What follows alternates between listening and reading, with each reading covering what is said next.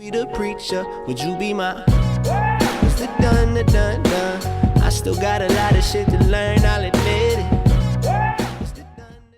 What's going on, you guys? Welcome back to another video here on the channel. It is your boy ZachPlaysAN, and we are back here on Hypixel Skyblock for another episode of Hypixel Skyblock. Today is episode 69.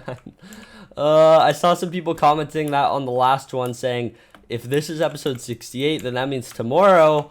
And you're right, yeah, today's episode 69. It's a bit of a meme, but we're gonna push through it, okay? Yeah, take that how you will. Anyways, in today's episode, I'm going to be showing off how you can actually build yourself one of these magma farms. It has been ridiculously beneficial on my own island. I have made a couple million coins already since I built it a couple days ago, and it just fills up so quickly. I seriously need to expand the storage system already. And here, we can go take a look at the storage right now, because it's literally overflowing all the time. But anyways, before we get too far into today's episode, if you guys are new around here, subscribe to the channel. We just hit 27,000 subscribers at the time of recording this, which is about 2-3 hours before you guys actually see this. I'm running a little bit behind today, but yeah, that is insane, you guys. Less than 3,000 subscribers to go until YouTube rank, which has been a dream of mine forever. And get Zach YouTube rank. You can see that in my own island chat here. So listen to them. You know, you gotta do what they're saying. It's some true facts. But yeah, leave a like on the video if you guys want to see more AFK farms like this. I have a bunch of other really cool ideas in my head for videos. So if you guys would like to see those, let's aim for 400 likes on today's episode. I don't expect this video to blow up. Just something that should help whoever is looking to build a farm such as this. So anyways, without further ado, let's jump straight into today's episode of Hypixel Skyblock. So I have cleared the island per request when I record, and as you can see, it's just me now. I feel so safe. I can fly around, I can go wherever I want, and it's amazing.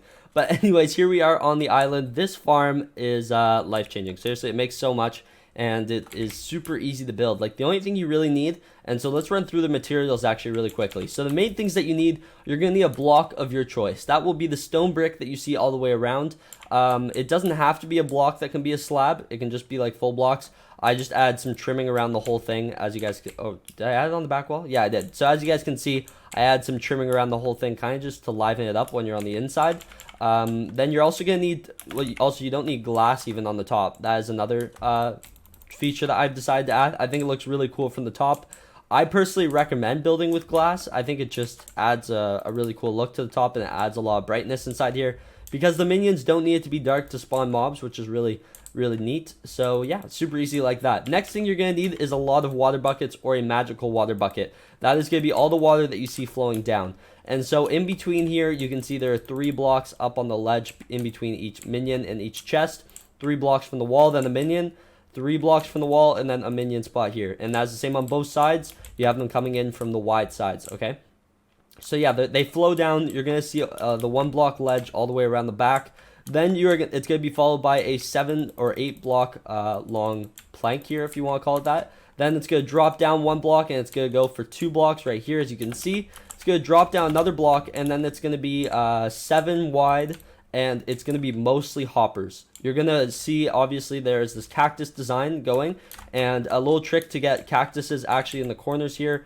Let me break this out a little bit. As you guys can see, I dug in a little hole so that the cactuses could actually fit here.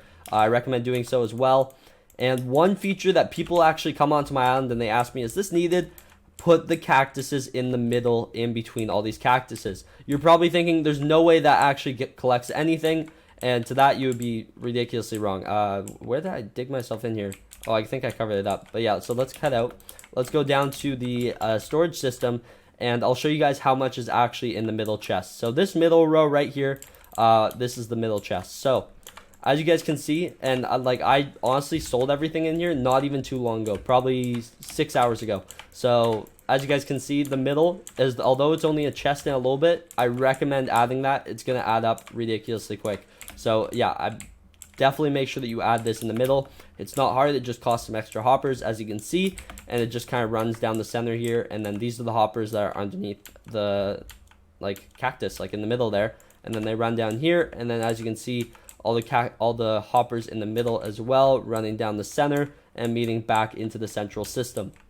Then on the sides, you just have 2, all the hoppers here, they run into each other. So as you can see, this one, all the ones on the outside, they're facing towards the inside. All the ones on this inside row are facing this way, And then it all comes down to this one hopper here where all the magma cream shuffles through. We should see, no, apparently not. I think it's going too quick.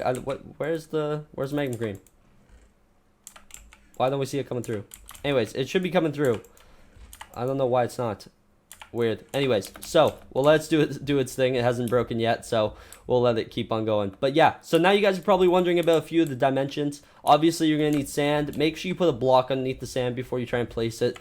I didn't the first time, and I just watched it fall into the void. So I definitely recommend that you add like a block underneath the sand. Otherwise, this whole thing doesn't work. So make sure you do that 100%.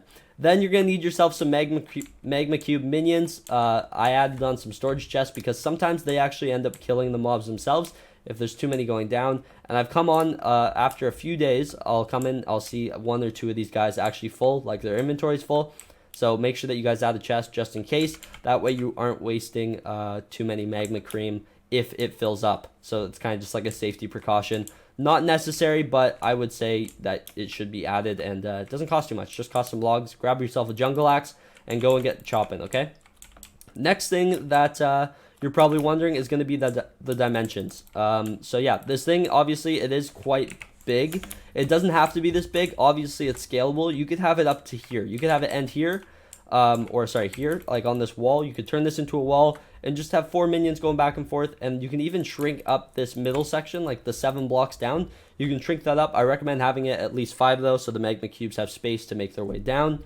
And the longer that they're alive for, they actually spawn, like they grow bigger. So like as you can see, that one, see, he just grew 2 sizes on his way down.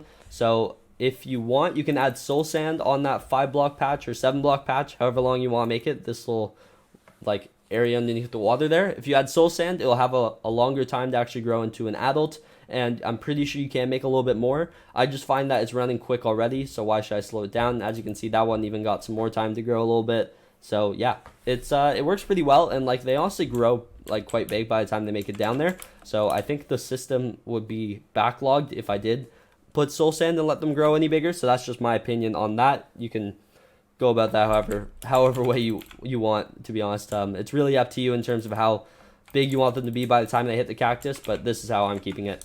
Alright, so a lot of you guys are probably wondering the dimensions. I've laid out some very colorful North Pole looking wool around here, and so it is 27 blocks wide by 25 blocks in 27 blocks long and 25 blocks in width. So honestly, it's almost as wide, it's almost like a big cube. And the reason why it is that is because I have enough room for 5 minion slots on each side.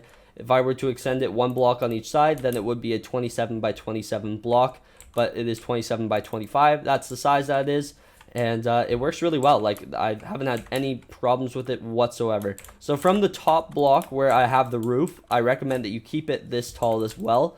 It just gives them space to spawn in, and honestly, I think it just looks better. You could probably bring this down by about 1 or 2 blocks, but this is just how I plan on keeping it. So until the first level here, this is the level that you see right here, like where they're flowing down.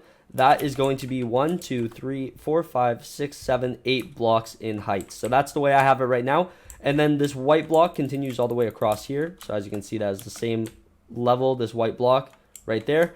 And then I kind of just show how far down the rest of this stuff should go. So 8 plus 1, 2, 3, 4, 5. So that way you can expect it to be 13 blocks to the bottom where you have this final hopper system. And then obviously the chests are an exception. You can have this go down as far as you want. You can have a big row here with a bunch of chests.